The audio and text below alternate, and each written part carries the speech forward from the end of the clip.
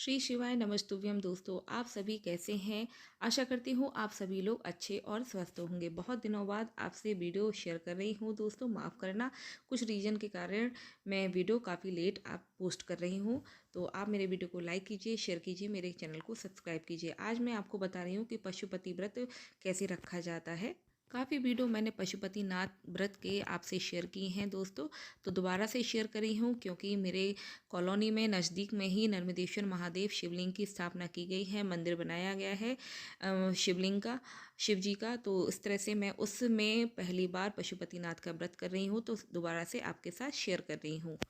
अगर आपको वीडियो अच्छा लगे तो मेरे वीडियो को लाइक कीजिए, शेयर कीजिए, मेरे चैनल को सब्सक्राइब कीजिए। और कोई क्वेश्चन है तो आप कमेंट करके मुझे आप पूछ सकते हैं, मैं उसका आंसर आपको ज़रूर रिप्लाई करूँगी। तो चलिए शुरू करते हैं वीडियो। तो दोस्तों आप देख सकते हैं मैंने यहाँ पे संकल्प ले लिया है, अपने घर की पूजा कर ली है और यहाँ पे देख सकते हैं सामग्री मैंने लगा ली है। और आपको टाइम बता दूँ, देखिए अभी दोस्तों 9 बज रहे हैं। 9 बजे के बाद ही मैं मंदिर में पूजा करने के लिए जाऊँगी। मेरे पास में ही मंदिर, अभी नया शिवालय मंदिर स्थापित किया गया है, यानी कि नर्मदेश्वर शिवलिंग की स्थापना की गई है।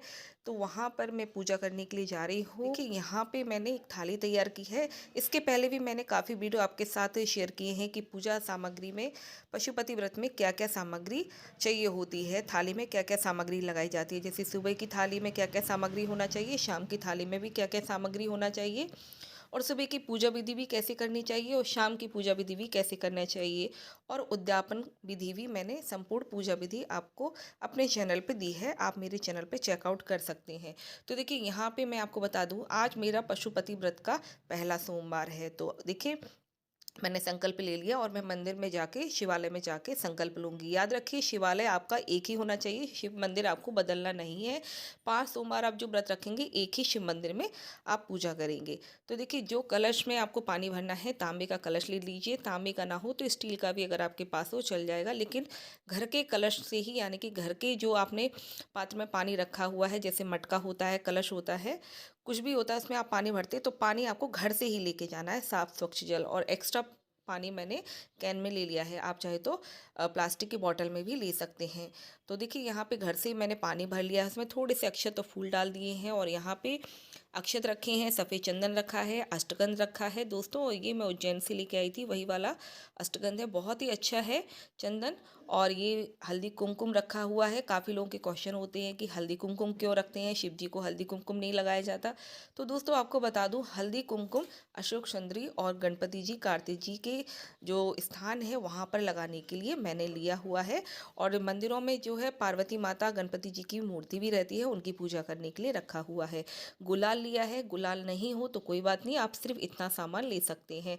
यहाँ पे मेरे पास गुलाल है। और दोस्तों पहले से ही अगर आप व्रत रख रहे हैं तो पहले से ही तैयारी 1-2 दिन पहले ही करके रख लें, यानी कि सारी सामग्री मंगा कर रख लें। ये अबीर है, और दोस्तों ये है भस्म। आपको पूजा की जो शॉप होती है वहाँ पर भस्म इजीली मिल जाती है, तो भस्म मैं लेकर आई थी तो मैंने थोड़ी सी रख ली। अब इतना मैंने सामान रखा है। ये है पंचामृत, दूध, दही, घी, शहद, चीनी, गंगाजल मिलाकर मैंने गंगाजल जो पंचामृत है उसको तैयार करके रखा है। देखिए पंचामृत आपको कब रखना है, कहाँ पे रखना है, तो पंचामृत इसमें आपको जो पीतल है या फिर आप स्टील के बर्तन में आपको रखना होता है। तांबे के बर्तन में कभी भी आप पंचामृत ना बनाएं। और एक्स्ट्रा जल मैंने लिया है क्योंकि आप भोग प्रसाद लगाएंगे, आरती करते हैं तो उसके बाद आपको जल है ना घुमाना होता है चारों तरफ, तभी आपकी पूजा स्वीकार होती है। तो इस तरह से आपको जल लेना, कोई फल हो तो आप रख सकते, नहीं है तो कोई बात नहीं। सफ़ेद फूल जरूर लीजिएगा, शिव जी को सफ़ेद फूल जरूर प्रिय है। शमी पत्र लिया है, ये मेरे घर पर लगा हुआ है। शमी पत्र इसलिए लिया है दोस्तों, बहुत ही अच्छा होता है शमी पत्र चढ़ाना। देखिए बेल पत्र नहीं है, क्योंकि अभी ये फरवरी का महीना है दोस्तों, यहाँ पर बेल पत्र अभी कहीं पर भी मिलना पॉसिबल नहीं है। सभी पेड़ों में जो बेल पत्र हैं वो सूख गए हैं या फिर उनमें कीड़े लग गए हैं और उनमें पत्ते हैं ही नहीं। तो श्रावण में बेल पत्र बहुत ही अच्छे से आते हैं। मेरा जो पेड़ है उसके भी पत्ते मैंने छांट दिए, तो उसमें भी पत्ते अभी छोटे छोटे बारीक आ रहे हैं, तो मैंने नहीं तोड़े। तो कोई बात नहीं, आप फूल चढ़ा दीजिएगा। और सोमवार को आप बेलपत्र भूल कर भी ना तोड़ें। यहाँ पे कपूर ले लिया है, कपूर के नीचे आपको अक्षत रखने, फिर कपूर रखने हैं, माचिस रखनी है, धूप बत्ती रखनी है, और यहाँ पे सुपारी ली है, 2 लौंग ली हैं और यहाँ पे जनेऊ लिया है और यहाँ पे मैंने मौली ली है, वस्त्र के रूप में शिव जी को अर्पित करेंगे। एक घी का दीपक लिया है, आप चाहें तो आटे का बना सकते हैं, क्योंकि मेरे पास में ही मंदिर है तो मैंने ये दीपक तैयार किया है और शाम को मैं उठा ले जाती हूँ दीपक अपना। तो अगर आप कहीं दूर मंदिर में जाते हो तो आप आटे का या फिर मिट्टी का दीपक भी आप ले सकते हैं। ये देखिए इत्र लिया है और ये मैंने मिश्री ली है थोड़े से प्रसाद के रूप में। बस इतना ही आपको सामान लेना है। एक्स्ट्रा जल लिया है। तो दोस्तों मंदिर में मैं आई थी तो मंदिर में मुझे देखिए आंकड़े के पुष्प लगे मिल गए, मैंने वो तोड़ लिए। शिव जी को बहुत ही प्रिय होते हैं और बेलपत्र भी मंदिर में चढ़े हुए मिले थे तो मैंने धोकर उनको यूज कर लिए। तो यहाँ पे मैं हाथ में फूल और जल लेके संकल्प ले रही हूँ पशुपतिनाथ जी का ध्यान करते हुए। 5 पशुपतिनाथ व्रत रखने का मैंने शिव जी के सामने संकल्प लिया है। और फिर यहाँ पे देखिए आपको मंदिर भी दिखा देती हूँ। ये मेरे कॉलोनी का मंदिर है जहाँ पे नर्मदेश्वर शिवलिंग की स्थापना की गई है और कितने लोग पूजा करने आ रहे हैं और काफ़ी लेडीज़ यहाँ पे पशुपतिनाथ जी का व्रत कर रही हैं, पूजा करने के लिए आई हुई हैं। तो देखिए यहाँ पे सबसे पहले मैं जल अर्पित करूँगी। तो देखिए काफ़ी क्वेश्चन आते हैं कि काफ़ी और लेडीज़ साफ़ सफाई करती हैं, शिव जी को स्वच्छ करती हैं, जल चढ़ाती हैं, तो मैं कैसे करूँ दोस्तों? ऐसा कुछ नहीं है। अगर आपको समय मिलता है तो आप कीजिएगा, अगर नहीं मिलता है तो कोई बात नहीं, आप पूजा शुरू कर सकते हैं, क्योंकि सभी को पूजा करने का मौका देना पड़ेगा आपको। तो इस तरह से देखिए मैंने जल चढ़ा दिया, फिर पंचामृत चढ़ा दिया, फिर मैं जो एक्स्ट्रा जल ले गई थी, क्योंकि पंचामृत चढ़ाते हैं तो एक्स्ट्रा जल लगता ही है, तो मैंने यहाँ पे जो जल लेके गई थी वो भी अच्छे से शिव जी को नहला दिया। चढ़ा देंगे और अगर आपके पास नहीं है जल ज़्यादा तो आप थोड़ा थोड़ा मात्रा में ज़रूर चढ़ा दीजिए, क्योंकि काफ़ी जगह मंदिरों में काफ़ी भीड़ होती है, समय नहीं होता है उतना। तो इस तरह से मैं त्रिकुंड बनाऊंगी चंदन से और आप देख सकते हैं इस तरह से हल्दी कुमकुम कार्तिकेय जी और गणेश जी के अशोक सुंदरी माता के स्थान पे मैं लगा रही हूँ। शिव जी को हल्दी कुमकुम ना लगाएं। और वैसे नर्मदेश्वर महादेव को हल्दी कुमकुम कहते हैं कि लगा सकते हैं, क्योंकि वो नर्मदेश्वर महादेव में माता पार्वती शिव जी का ही स्वरूप माना जाता है, तो उनको हल्दी कुमकुम चढ़ता है, ऐसा मैंने सुना था कहीं जगह। अगर आपको नहीं चढ़ाना है तो मत चढ़ाइए, मैं भी नहीं चढ़ाती हूँ। मैं सिर्फ अक्षत और चंदन चढ़ाती हूँ। इस तरह से फूल चढ़ा दूंगी सभी जगह, बेलपत्र, आंकड़े के पुष्प, सफ़ेद पुष्प चढ़ा दूंगी। जैसे शिव जी का श्रृंगार किया जाता है वैसे नॉर्मल पूजा की जाती है, बस वैसे ही आपको करनी है। मौली चढ़ानी है, बेलपत्र चढ़ाने हैं और यहाँ पे आप जनेऊ चढ़ा दीजिए, इत्र लगा दीजिए। जो जो आप सामग्री लेके गए हैं वो शिव जी को आप अर्पित कर दीजिए। आप देख सकते हैं इस तरह से मैंने अर्पित कर दी, क्योंकि बाकी लोग भी पशुपतिनाथ का व्रत कर रहे हैं दोस्तों, तो उनको भी पूजा करनी है, तो मैं थोड़ा सा जल्दी में ही कर रही हूँ। इस तरह से दीपक जला देंगे, धूप दीप जला देंगे और इस तरह से मैं इत्र सभी जगह लगा दूंगी और प्रसाद चढ़ा दूंगी। इस तरह से आपकी पूजा हो जाती है और आपको आरती करनी होती है। तो यहाँ पे मैं आरती कर रही हूँ। आरती करने का मौका ना मिले तो कोई बात नहीं, आप ऐसे ही पूजा करके प्रणाम करके आ सकते हैं। तो इस तरह से मेरी पूजा हो गई है। देखिए अभी मैं गणपति जी और जो गौरा जी हैं उनको भी हल्दी कुमकुम से पूजा कर दूंगी। इस तरह से उसके बाद आपको नंदी जी की पूजा करनी है। जो बचा हुआ जल है उससे आप नंदी जी के पैरों पर और थोड़ा सा सिर पर चढ़ा दीजिएगा और बाकी सामग्री भी आप फल फूल और चंदन इत्यादि आप लगा सकते हैं। इस तरह से पूजा करके आपको प्रणाम करके अपनी व्रत के लिए घर पे आ जाना है। तो दोस्तों अब देखिए मैं आपको बता रही हूँ, ये मेरा हो गया है शाम का टाइम, 5 बज रहे हैं। प्रदोष काल के पहले पूजा करनी होती है, तो मैं हलवा बना रही हूँ।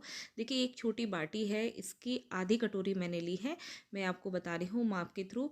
तो इस तरह से मैंने छोटी सी कढ़ाई में इस तरह से घी में, शुद्ध घी में, और भगवान के लिए घी जो अलग से रहता है उससे ही मैं प्रसाद बना रही हूँ। और बस इसको अच्छे सा ब्राउन होने देंगे और पानी डाल देंगे, अच्छे से गीला हुआ उसके बाद मैं इसमें चीनी डाल दूँगी। तो चीनी कितनी लेनी है, जितना आपने सूजी लिया है उतना ही आपको चीनी।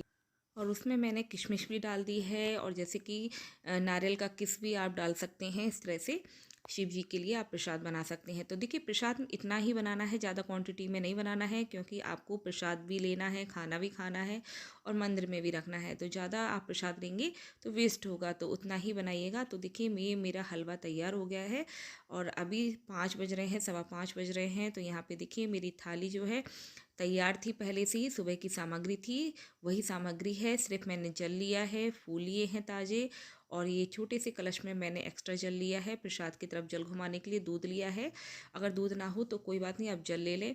और यहाँ पे देखिए मैंने 6 दीपक बना लिए हैं आटे के, शुद्ध देसी घी के। और घी की प्रॉब्लम है तो आप जो है तिल के तेल का भी दीपक रख सकते हैं। कपूर रख लिया है और यहाँ पे मैंने प्रसाद के लिए 2 प्लेट एक्स्ट्रा रख ली हैं। डिस्पोजल प्लेट मार्केट में इजीली बहुत ही सस्ती मिलती हैं दोस्तों, कम प्राइस में मिलती हैं, तो आप पहले से लेके रख लीजिए, क्योंकि इससे क्या है अच्छे से फैलता नहीं है मंदिर में और वो प्रसाद किसी को बाद में खाने के योग्य रहता है। आप कागज़ वगैरह में ना रखें, पॉसिबल हो सके तो आप इस तरह से दोने मिलते हैं कागज़ के, आप मंगा के रख लीजिए। तो इस तरह से देखिए मेरी सामग्री सभी तैयार है। अब मैं शाम की पूजा के लिए फिर से जा रही हूँ। प्रदोष काल में पूजा करनी होती है, तो 6 दीपक आपको ईजिली दिख रहे होंगे। तो 6 दीपक रख लिए हैं। इसी तरह से अगर आपको बेलपत्र है तो बेलपत्र आप प्रसाद के ऊपर रख सकते हैं, नहीं है तो कोई बात नहीं, शिव जी का नाम लेके आप मंदिर में पहुंच जाइए। प्रदोष काल में ही पूजा करनी होती है। तो सूरज ढलने से पौना घंटे पहले और पौना घंटे बाद तक का समय को प्रदोष काल कहते हैं। तो यहाँ पे मंदिर में वही जल चढ़ा रही हूँ। फिर इस तरह से आप दूध चढ़ा दीजिएगा।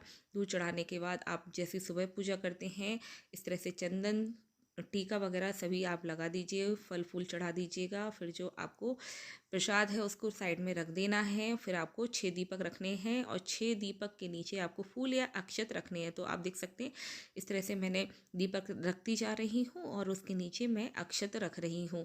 और जो छठवां दीपक है उसको थोड़ा सा दूर रखूँगी, देख सकते हैं आप स्क्रीन पर थोड़ा सा मैंने डिस्टेंस रखा है, क्योंकि मुझे याद रहे कि मुझे 5 ही दीपक जलाने हैं।